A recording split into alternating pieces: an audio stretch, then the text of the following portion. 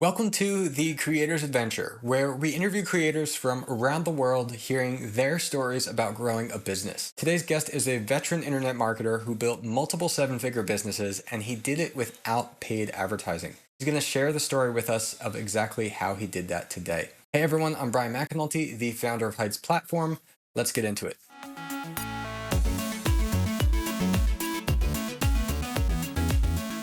Hey everyone. We're here today with Ron Douglas. He is the president of Automated Profits, a digital marketing company established in 2001, which has created multiple seven-figure brands, including WebinarCon, the #1 mastermind event for webinar marketers. Ron is also the New York Times bestselling author of America's Most Wanted Recipes, a cookbook series which has sold over 1.5 million copies. He has worked on Wall Street for JP Morgan and Citibank. However, in 2007, he left a promising career and six-figure job to work from home and spend more time with his kids. Today, Ron enjoys helping students worldwide to use the internet to earn more, work less, and have a greater impact. Ron, welcome to the show. Thanks for having me. It's an honor. So my first question for you today is, what would you say is the biggest thing that either you did or you are doing that has helped you to achieve freedom to do what you enjoy? The biggest thing that I did, I would say just building an audience, building a community. That kind of led to everything else. I started my career as an affiliate, but I was doing list building and I would promote affiliate offers, but that skill propelled me. Just knowing how to build an audience, knowing how to bond with that audience, knowing how to monetize that audience. Those things I learned early on and I still use to this day, and it opened a lot of doors for me. Yeah, that's a great answer. So I'm surprised that that's different than we've gotten from other people, but like the audience is so powerful to have that. So it's interesting to mention that you really did grow the audience then kind of before your own business, since you said you started kind of as affiliate. Mm-hmm. And I think it's always interesting to see like the two paths. The one is like somebody like a YouTube creator, for example, like they have the audience first. But then there's a lot of solo entrepreneurs where they say, I'm going to make this product, and they don't have the audience yet. So yeah, that's interesting. Okay, well, we got a lot to cover though. So before we go deeper into that, before you started your businesses, you worked on Wall Street for JP Morgan and for Citibank. And in 2007, you left this promising career and six-figure job to work from home. So now this is like much more common thing. But in 2007, I can imagine that you're more like the exception to the rule. So what would you say like pushed you into taking that step, and how did you handle the transition? I got laid off. I wish I could say that. Okay. I wish I could say that I walked into the office and told my boss to shove it and walked out of there, and it's happily ever after. But no, I was planning for it. So I think I kind of manifested my own layoff. So so the way it was working was I had my business going part-time. I started in 2001. I didn't leave the corporate world until 2007. So I had my business going the whole time, and I was actually at one point making more. Towards the end, I was making more from the business than the job, but I had, small child at home. I was married. I had a house. I had a responsibility. So I wasn't ready to leave. But I had a date set. So I was going to leave February 2008, no matter what. So every day I would come in and I had this little Post-it note on my desk that said February 2008. And that was the day. I looked at it every day. I'm going to leave this day. I was getting up the courage to do it. I was saving money and I was planning to do it. And they did me a favor by laying me off in 2007, July 2007. And it was crazy because they did this right before. So we were expecting our second child. Literally, my wife was 8 months pregnant at home, and I had to call her and say I lost my job, got laid off. And wow. She was just so supportive. She's like, this is what you wanted. Like, I believe in you. Just go for it. Work on your business now. So that's what I did. Never looked back, never went on another interview, took my little severance, and I was off to the races. And then after that, all type of doors opened up for me in terms of meeting people, getting a book deal, doing my own events, all type of stuff happened. it's like funny when you're able to take meetings at 10 a.m. or 11 a.m. when you don't have this job to focus on. You talk with other people, I guess, in that same circumstance, other entrepreneurs, and you start making connections, and it works out for you. Cool. Yeah, yeah. I think that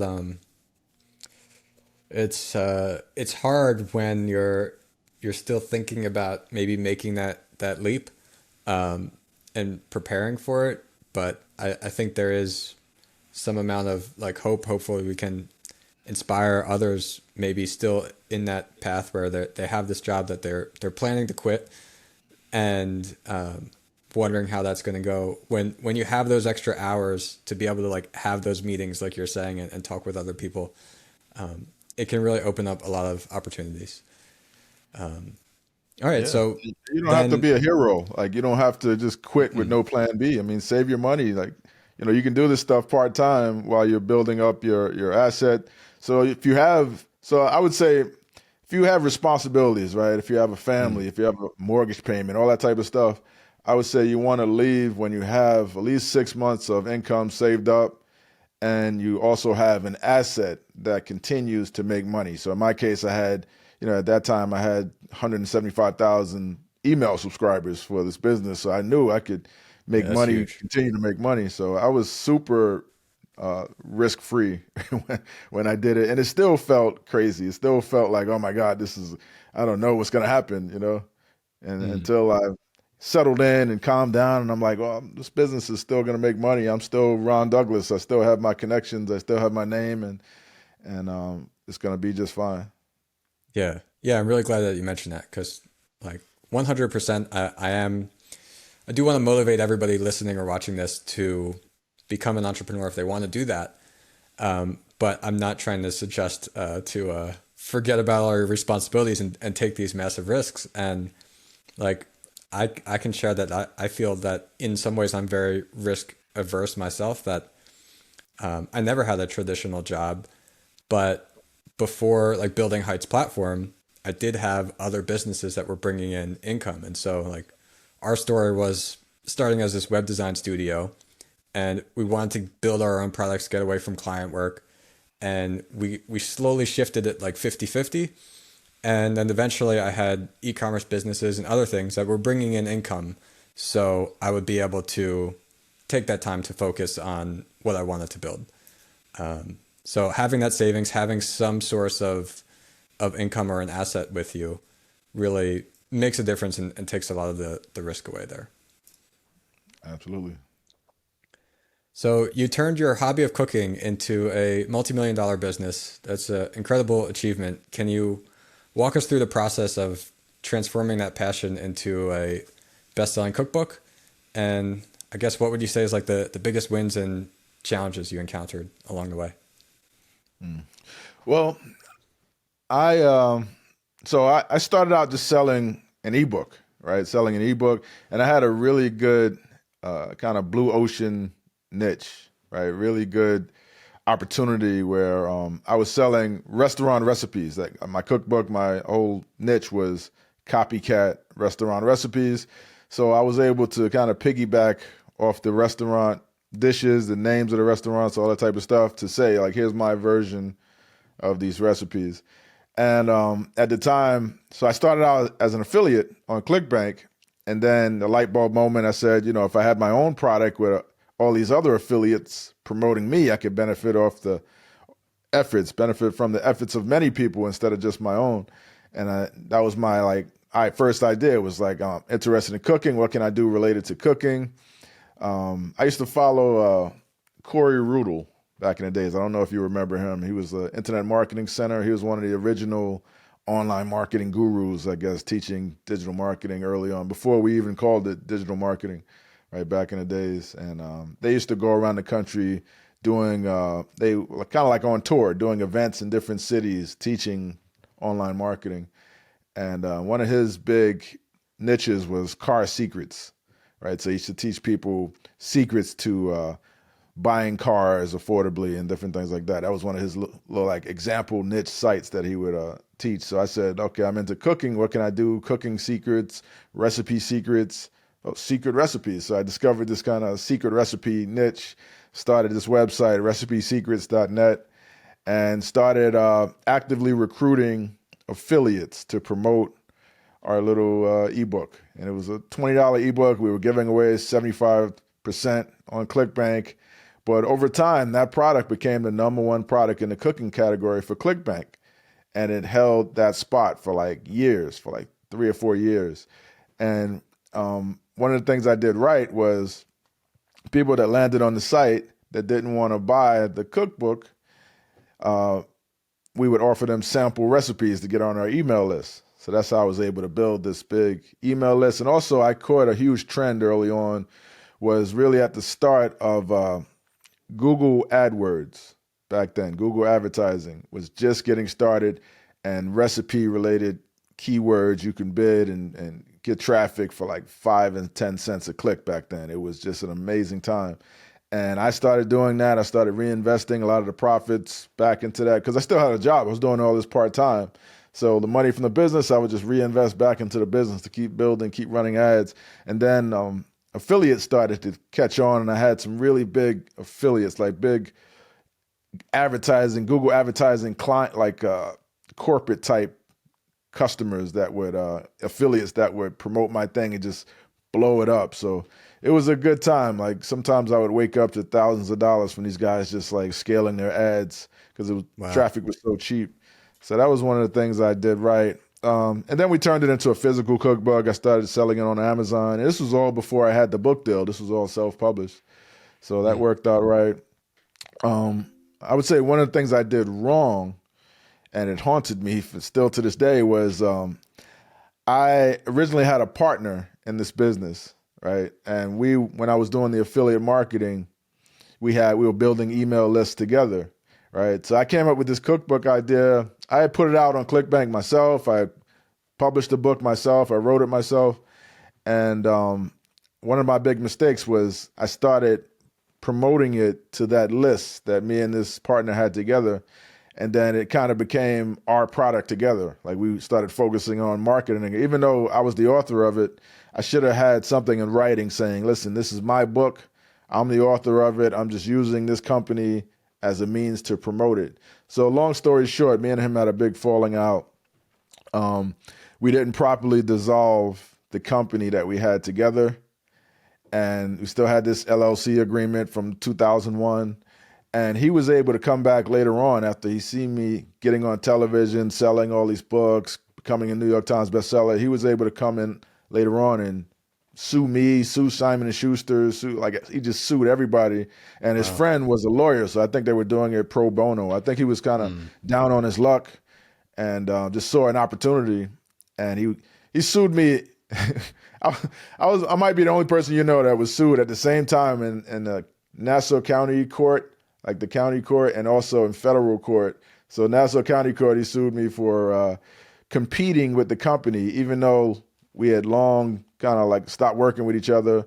He just saw an opportunity. So I was being sued there, and I was being sued in the federal court for common law trademark. We didn't have a trademark. It was common law trademark and copyright. So he saw Simon & Schuster was in on it, and his lawyers just saw an opportunity. And so I ended up winning that case, but that dragged on for many years. So I would say that was my one big regret, was not getting the legal stuff in order early on. Like we were printing off, out of the box legal agreements from the internet for free. I should have been had a lawyer retained to look everything over instead of just, kind of winging it myself. Got it. Yeah. So to solve that, you'd say like just getting a lawyer involved to get some of that paperwork all set in the beginning. Yeah. I would say, it doesn't cost much to have a lawyer look things over, especially with a partnership. So I would say 2 things. Understand that a partnership is like a marriage, but it's not just a marriage. It's a marriage where after, so think of it this way. You're in a marriage and you have this baby, like this baby is your business. And this baby, you're nurturing it, you're building it up, you're spending a lot of time with this baby. And then after the marriage is over, the only way to conclude things is you buy him out, he buys you out, or you kill that baby. The baby must go, right? So it's a divorce. The baby either has to go, or one person has to buy that baby, the other person has to buy it. So it's like, it's worse than a divorce, right? It's like a lot on the lines. And you don't realize how impactful all this stuff is and how important it is to have things in order until you start making money. Like friendships fall apart, Yeah. things get strained. When the money complicates everything, and especially when they see you off on your own making money and they just see you as an opportunity. So that's what it was. And, you got to watch out who you partner with. Yeah. Yeah, definitely. I mean, I had some experiences in my web design business where it didn't work out great. That it reminds me of like similar things.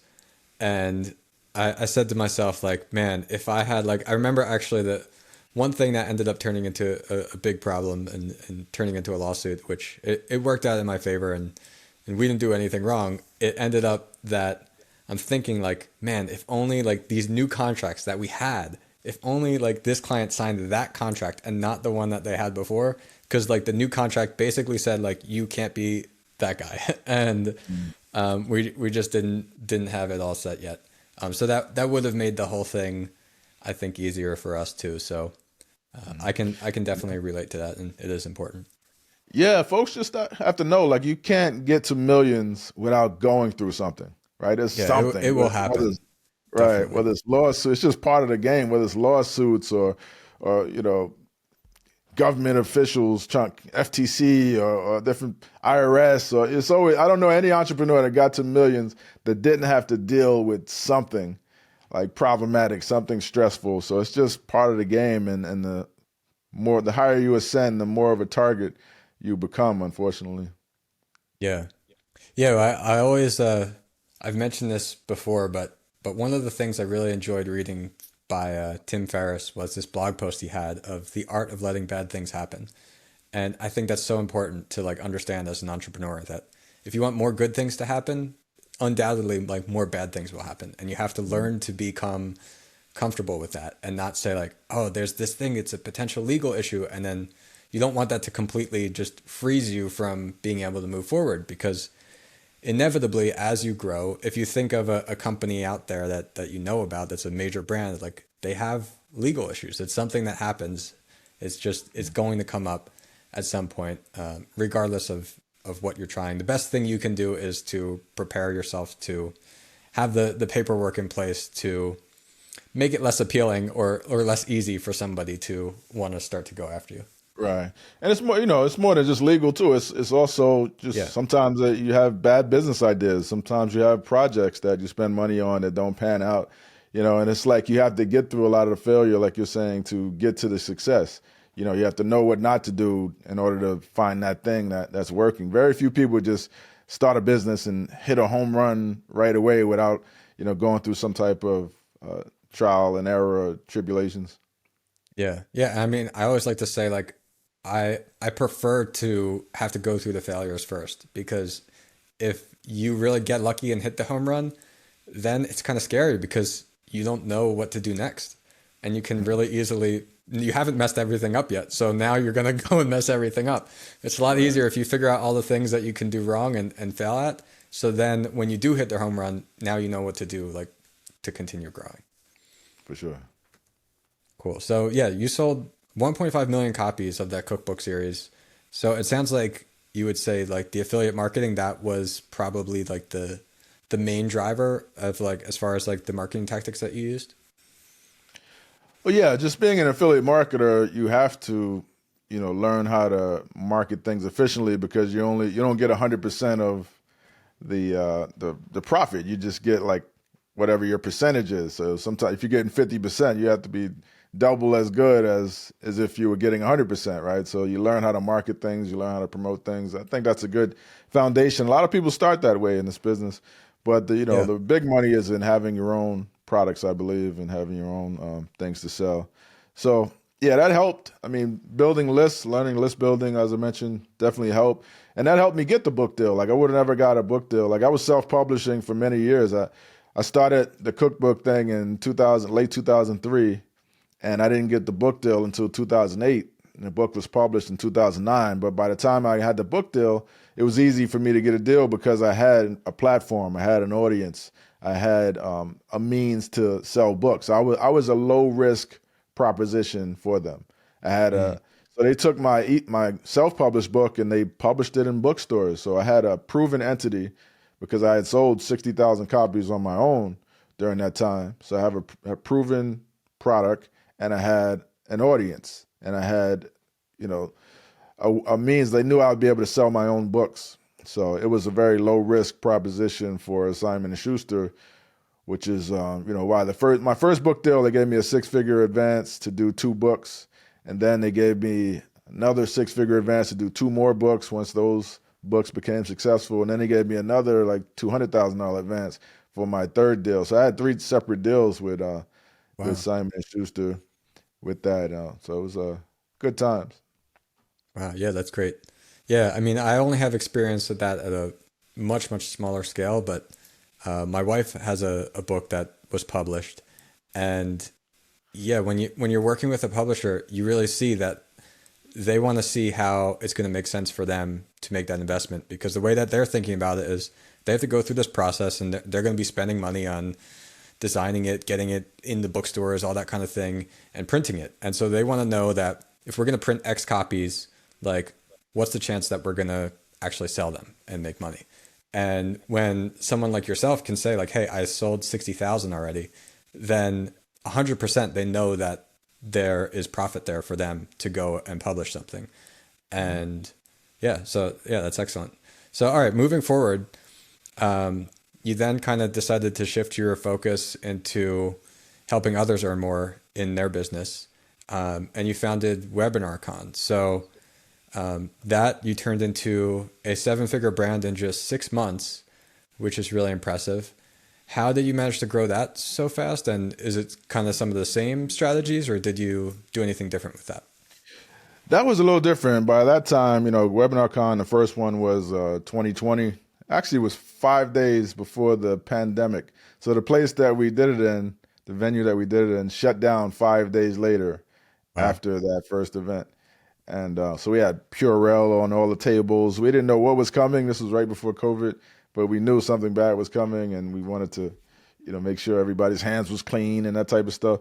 And that I would say the way we worked that was the way I got into webinars was after the lawsuit thing happened.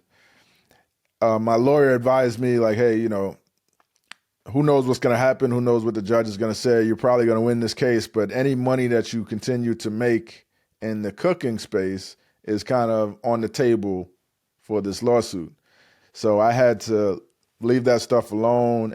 But people wanted to know, like, how did you do all this stuff? How did you, sell so many books? How did you get on TV? How did you self-publish? How did you get a book deal? So I started teaching that stuff, and that's how I kind of discovered webinars, because I was an online marketer the whole time, but I saw that webinars were really hot. It was kind of like the start of when webinars really got popular, like around 2010-ish, 2010, 2011. And a lot of my friends were doing webinars. So I started doing them, started selling courses, and got really good at it. And I started meeting all of the promoters in the webinar market, and we would do swaps, and I would go to events and stuff. And that's how. So when we launched WebinarCon, I already had a network of people. So folks would go to different events, the big events, and you would have to kind of find the people you want to network with. But there's like a million newbies and folks that you don't necessarily want to, do lunch with or network with or mastermind with. So you have to find the folks. But at WebinarCon, the topic of webinars and the price point. It's a $5,000 event. And the people, it's just the people that go there are just higher level folks. So they're all in one room, right? You're sitting right next to Perry Belcher or Rich Sheffrin or Jason Fladlin, or, they're in the room with you, so we created that environment, and it helped having Onyx Singal as a partner. I kind of approached him with the idea early on, and he was well known, well respected. Still is an online marketer. So that first event, people just wanted to go. It was like, hey, we're having this mastermind, weekend mastermind. Come by, everybody's going there. And the more people we started sharing like this person's going, this person's going. It became like a must go event. Like everybody's going, I got to be there. So it kind of dominoed that way. And it created a lot of momentum because people loved it. They just loved being in that environment of, like you go to normal events and they're telling you, this is what a funnel is. You go to WebinarCon, it was showing you data on how to improve your conversion. It starts out just high level the whole time. There's no like kind of talking at a remedial level to folks. So they just like that whole aspect of being able to, people have come to that event and like made millions actually. Like we've had people say like they would come there, they have like say the events in November, they would have a launch in January or February. They would come there and recruit affiliates like crazy and then have like multi-million-dollar launch. And a lot of it was from the people that they, shook hands with at WebinarCon. So it's that type of event. And we kind of found a good niche, found a good angle, and it's just an easy thing for us to promote. Awesome. Yeah, I mean, I think there's so much value in that. And like, yeah, for me, last year I went to this conference. I got to talk with the one of the co-founders of ClickUp, and like that was so valuable to me. I feel like just the conversation alone, like that was more than worth like the ticket price, And I think it's interesting that you mentioned this because even if you're watching or listening to this and you're not saying you're saying like, well, okay, that's cool, but like in my business, I don't really see myself making like an event like this, like an in-person event. I think it still speaks to the power of like building a community. And even if you want to build like an online community, that being able to bring people at a similar skill level with a similar interest all together is so valuable. And because we spend so much effort trying to find that, right? And trying to make those connections online. So if you can facilitate that for people with your audience, that's really, really powerful. Yeah. So we've never run ads for WebinarCon. We don't have to pay speakers. We don't, people pay us to be on stage. So we spend like all of our expenses are covered by sponsors now. It's just an amazing thing that we've built from scratch with no real upfront investment, just having a community, having that network, and just word of mouth and reaching out to people like, hey, here's what we're doing. Check it out. Come through. Here's who else is going. All the cool kids are going to be there. But you can do a similar thing if you had even if you had a Facebook group on a given topic, right? And you got everybody interested, high level folks interested in that topic. And then they feel like, okay, this is our group. And then you say, okay, we're having this event for this group. And everybody in this group is going to be there. And then people start saying, I'm going. Before you know it, that social proof pulls everybody in. And then you have an event that's like packed, and then you can keep doing it year after year. So it's not like magic. It's just consumer psychology. And it's just a value offering of, people want to be around like-minded people that are doing exciting things and people that are accomplishing things that they want to accomplish and people that they know, right, are doing those exciting things. So, yeah, well, that's even more impressive because I didn't know that. I would have guessed that you spent some money on advertising at least. And so that's crazy. And I think that should be even more inspirational to anybody considering something similar, that the possibility of where you were able to grow it without spending money on a bunch of marketing. That's really incredible. All right. I'm curious, kind of like with webinars, what would you say is there anything that would change going forward that you see of like how people should think about doing or like holding a webinar for their business if they're selling a course or a coaching product? And I guess I'm asking that because like you mentioned, like 2010 webinars became this big thing. I think there was like a lot of hype about it and being this new thing. It's like, wow, I'm attending a webinar, right? And now you're so surrounded by all these possible ads and people pitching you things. It's not the same like novel, like new approach, I guess, as much. But I still think there's a lot of power in it. So like nowadays, if you wanted to hold a webinar, like would anything change in your marketing for promoting that?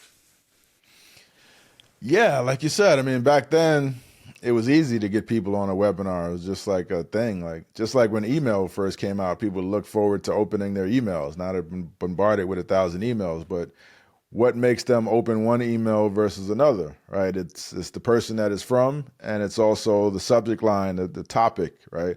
The same thing with webinars. What makes someone interested in the webinars? The person that's doing it, if they know that person, have a relationship with that person, and also the topic, the hook. So it's like, what is your hook? Is it something that taps into something that they want to know about? Like, is it something that's current, something that's hot, something that's trending? Is it something that they feel like they don't want to miss? You know, if it's just another webinar, then they can miss it. But if it's something that, hey, you got to be here for this, you know, this is the thing. Like right now, AI, everybody's talking about AI. So AI is some of the easiest stuff to promote. I also promote webinars as an affiliate. And people are taking old, outdated like topics and then slapping AR on it. So I just promoted one the other day. It was like how to build digital real estate using Google, free traffic from Google, and press releases and different things like that. And that was an old topic. Like, you know, if I would have just promoted just that, if they would have just went with just that topic, show up rate would have been low. But they said, and you can do it using AI content. And all of a sudden, it's a new thing. Oh, AI content, you can do it without writing the content yourself, or without paying for writers. So you got to know what excites your market, and you have to know your audience, right? What makes them tick? What makes them take action? What makes them want to stop what they're doing and show up for something? And that's how you get people on. I mean, you just have to have a good hook. And the other part of it is you have to have a good process for following up. You know, we tend to use, we like to use multiple marketing channels. You know, you have your email, you have SMS text, you have Facebook group, or you have Instagram page, or you have your YouTube channel. So the more you put it out there as this is an exciting event, people can sense your enthusiasm for it. The more it gets people wanting to come on it, and the more different multiple channels that you use, the better you're able to reach people, because some people prefer one over the other. Yeah. Yeah, I think that's excellent points, because they're like for anyone, I think it's a mistake that newer entrepreneurs tend to make, is that they tell everybody about their offer once and then they're done. They say, oh, some people didn't buy it as much as I thought. But you have to keep letting them know, because they may really want to buy it. They just forgot. They went on with the rest of their life. But like you send them that email, and then later, if they see it's on Instagram too, they get reminded of it, and they're like, oh wow, like Ron's really doing this thing right now. This is the big thing that's really happening.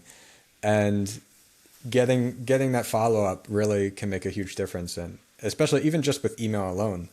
Like I tell people that often, like the last time you send an email about the promo will do more sales for you than the first time that you send it. So Right. you send it once, and you send it a couple times, remind everybody, and you say, hey, it's going to end. And then that's when everybody buys. But a lot of people make the mistake of never sending that reminder or that follow up. So yeah, that's interesting. All right. And definitely, I think I can also attest to the hook and the figuring out what the market's interested in. The AI is a great example. That's such a hot topic right now. And like we've seen like course creation and like the idea of becoming a course creator, for example, like that's not as popular or hyped up as it was in like 2020. But now you add AI to that, it's a whole new thing. Everybody wants to hear about it. And like, so like we have these AI features in our product now, and suddenly like there's all these people discovering us from searching for that specifically. And so I think if you're not getting the connection that you feel you could, but you have the audience, think about what it is that they're excited about, that everybody's talking about right now. Yeah, AI is funny. Have you ever seen the movie Half Baked? No, I haven't.